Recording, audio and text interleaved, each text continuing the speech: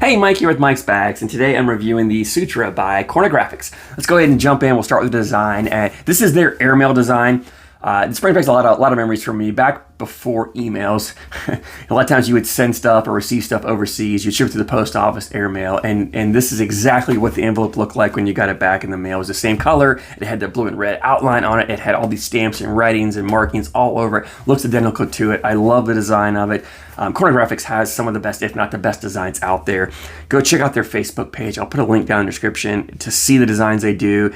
And they also do customs, and I don't think anything's off limits for them. So if you have an idea of something you want on a bag, reach out to them. I'm pretty sure they will do it for you. So check out their Facebook page, check out their designs. I love this design, but I love all their designs. They're awesome.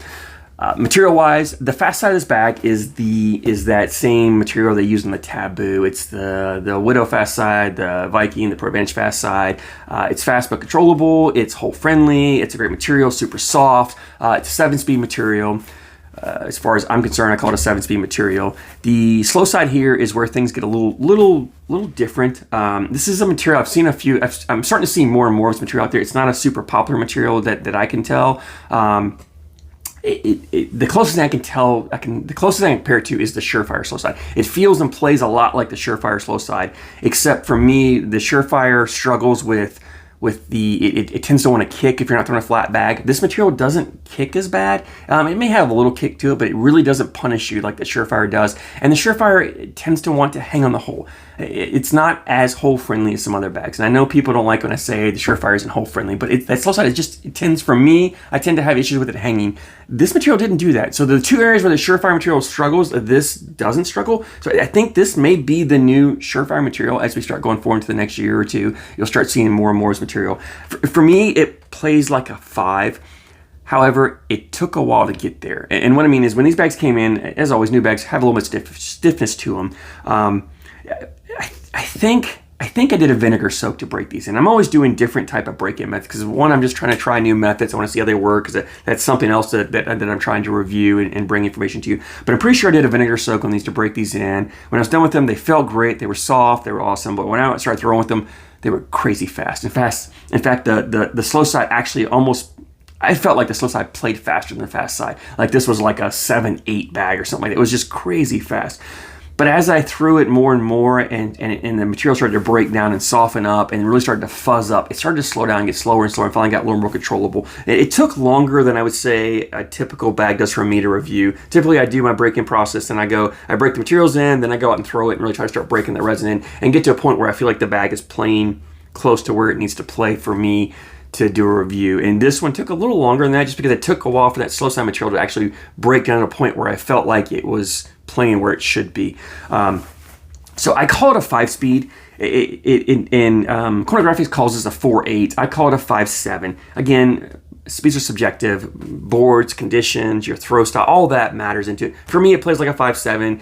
So we're looking 4 to 5 slow, 7 to 8 on the fast side. Somewhere in that range is what I would say. The fill in this bag is a blended fill. I believe it's the same fill they use in the Taboo. It may be the same fill they use in all their bags. I'm not sure, but it's a blended fill. It actually it's a great fill. The bag plays really well this fill as far as you kind of get a little bit of that softness landing of the flat disc, but you get more of what I think is the whole friendliness you get from that bead fill, right? So you kind of get the best of both worlds in there. This bag does have a little bit of bounce to it. You'll see occasionally when I land, it does occasionally want to bounce or hop just a touch, not as much as really a full bead fill bag would do, but it does have a little bit of that bounce to it.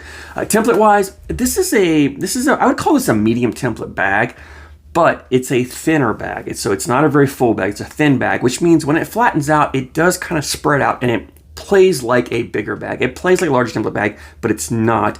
So because it is a thin bag, it does have a fair amount of flop to it. It's not a crazy floppy bag, like I would say like a Fire Incinerator or a Viper or even maybe a Game Changer where they get really floppy because they're a larger template. It's not as floppy as those, but it's definitely not a full bag, right? So it's more of a thinner bag.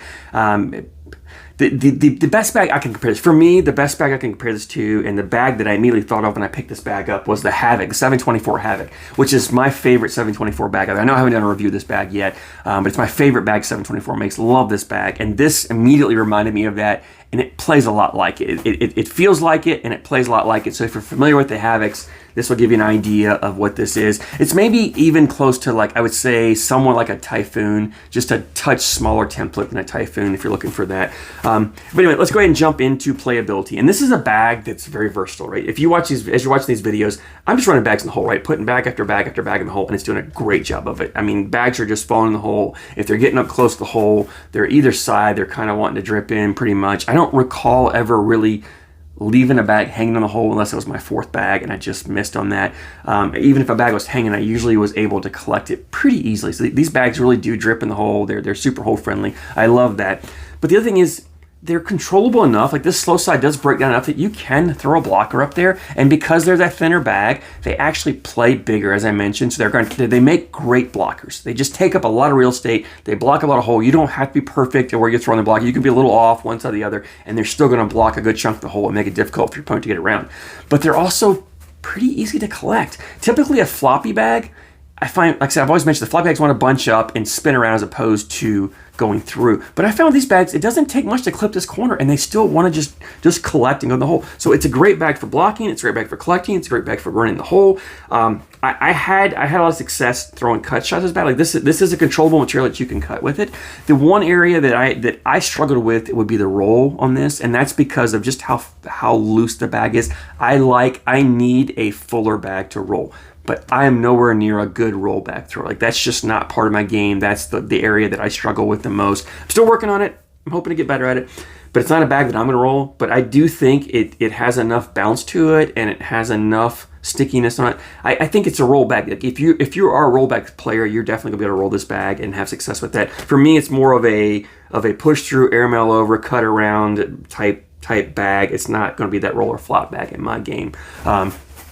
Availability on this, and so playability, like you can, because it's so versatile, it's also a great blind draw bag, right? You no matter who you're playing with and what type of game they want to play, they can deal with this, they can play with this. I think it's going to handle most board conditions. The one area I wonder about would be those sticky humid boards where the Surefire struggles. I don't know if it's slow side material, because right now around here the weather is cold and dry. There's no humidity in there, so I haven't been able to test this bag on a humid board. As we get further into next year and we start getting a little more humidity, I'll try it out and see. I wonder if this material is going to stick up like the Surefire side does. Maybe it does. It feels very soft, or it's to be more susceptible to that moisture. But I don't know. As we get to that time of year, if I find I have an issue, I'll let you guys know. But all in all, playability, it plays great. I think it's one of those bags that's going to fit a lot of players and a lot of board conditions. At 5.7 speeds, that sweet spot for a lot of players. So I do highly recommend checking this bag out. So availability on these bags, Cornographix does their dealings on their Facebook page, which I'll put a link down in the description. There's also a Facebook group called Cornhub where they do announcements of upcoming bags. People post their bags. You can buy bags secondhand. They do giveaways on there. I'll put a link to that group as well. You'll want to join that group. The bags are available. I think they're $90 for a set shipped to you. So, shipping is roughly $10. That's $80 for the bags, $10 for shipping. That's very affordable. It's on the lower end of bag price. In fact, I've bought bags for $120, $140, $150 that weren't as good a quality as these and didn't play as well as these. So for that $90, they're well worth that. You're definitely getting your money's worth on them. Go check them out. They have these in a bunch of different designs. Again, they do customs. Anything you want, they'll put on the bags for you. So definitely go check out their Facebook group. Reach out to them if you're looking to pick up a set. Now, Cornographix was nice enough to actually send me these bags to review. I actually ordered a set of their junk bags, which I'll be doing a review of those in the coming weeks here for you as well. But when I ordered a set, they threw these in for me to review as well. And since they were nice enough to send these to me, I want to pay that forward. 'Tis the season, right? I want to go ahead and give these away to one of you guys as well. So as always, like this video, subscribe to my channel, and then just drop a comment. Just put the word Sutra, right? Just comment Sutra right down in here. I will reply back with the number.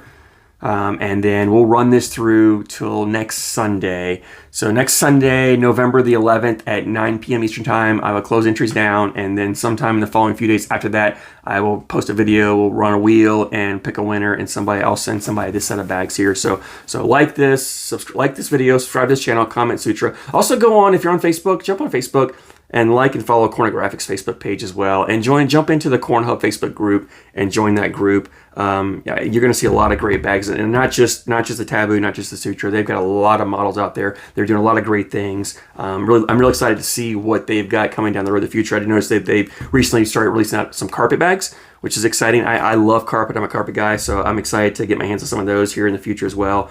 But definitely go check out Cornographix. I think you won't be disappointed in their bags. I'm loving, so far, every bag I've had from them is absolutely amazing, and I highly recommend them, guys. So thank you so much for your support, and thank you for watching.